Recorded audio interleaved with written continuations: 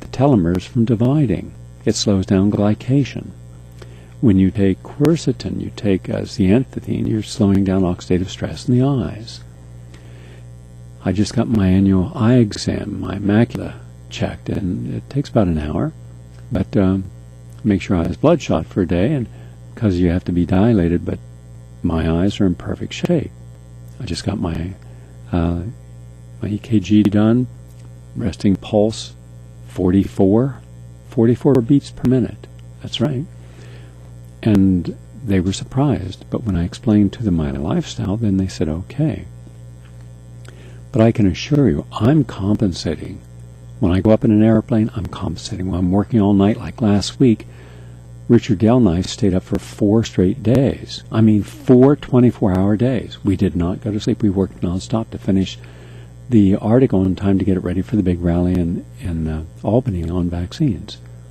And there was no other way to get it done. I compensated. I put into my body what I knew my brain and my body needed. You have to compensate. When I'm racing, I'm compensating. But the average person isn't compensating for anything. They're not compensating for living in a polluted environment. They're not compensating for the stress they're under, and as a result, they start to age prematurely, organ, gland by gland. So, understand that this is how it works. By the way, I was just given this. If you're on the internet and you'd like to send a message to me, you can send it by going to Gary Live at GaryNull.com. That's Gary Live, GaryLive at GaryNull.com. So anywhere in the world now, you can. I'm going to just stick this up here. You can email me, and we'll get you right up on there. So now back to our commentary here.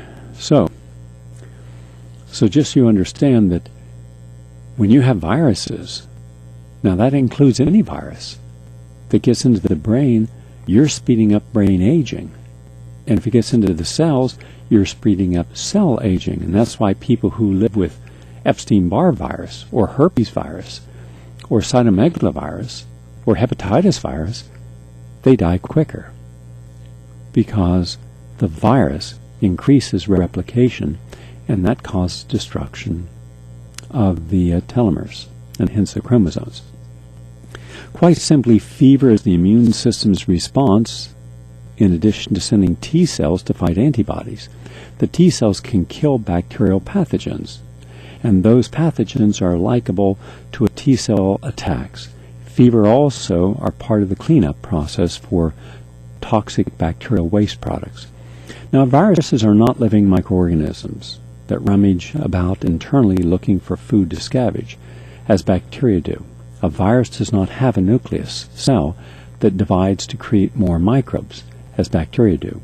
The body's thalamus and thyroid reactions raise the temperature slightly, and that stops viruses from replicating, as they would otherwise do. That's great, but what's the difference between bacterial cell division and viral replication, and why can't the T cells get all those viruses anyway?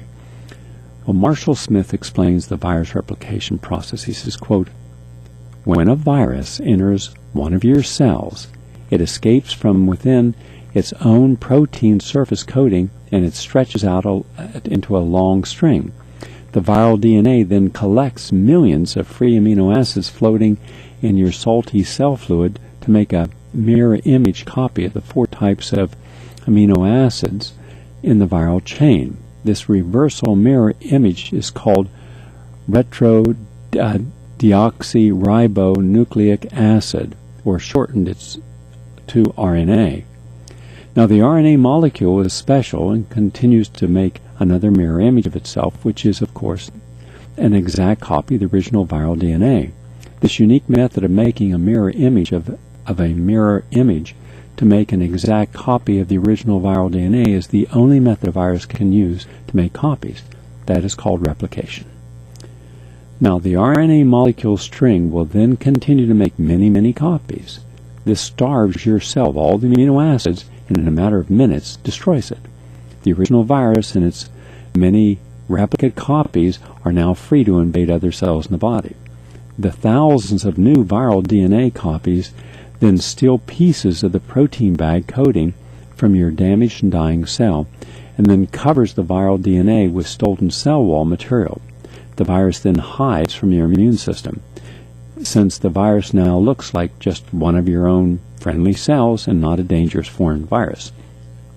Therefore, since these viruses can be so sneaky and replicate so rapidly, the T-cell antibody action so successful with bacterial invasions may prove to be futile against viruses. It's the rise in the body temperature that halts viral replication by inhibiting the DNA strand telomeres from capturing the free amino acids needed to replicate.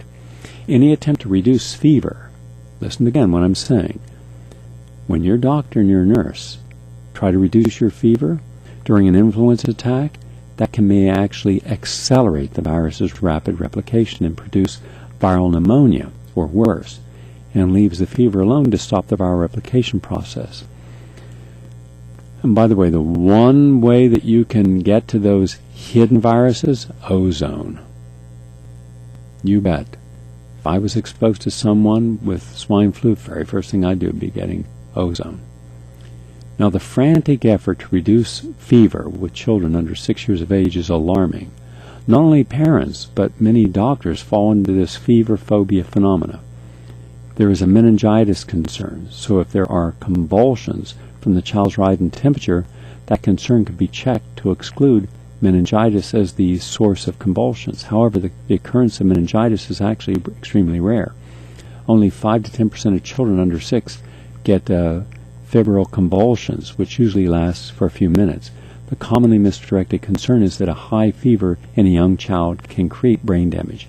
The actual situation is that vaccinations and other illnesses are the real cause of brain damage, not the fever itself.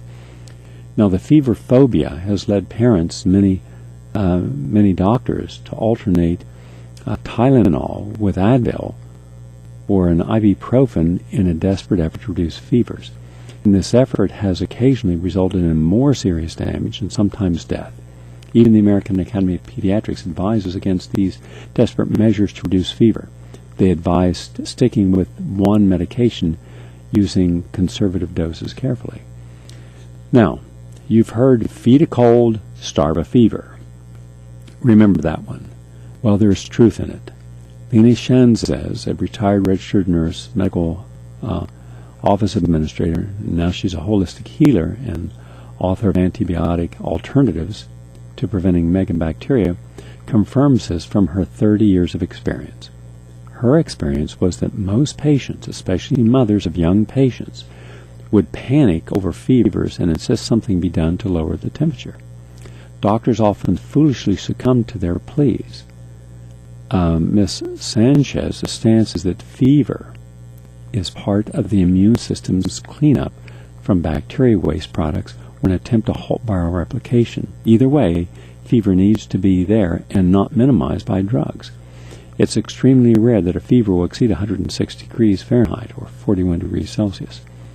But while it may be okay for a person with a common cold and very little, maybe under 101 fever or no fever, to eat or be fed, a solid fever does need to be starved, especially if viral influenza is being experienced.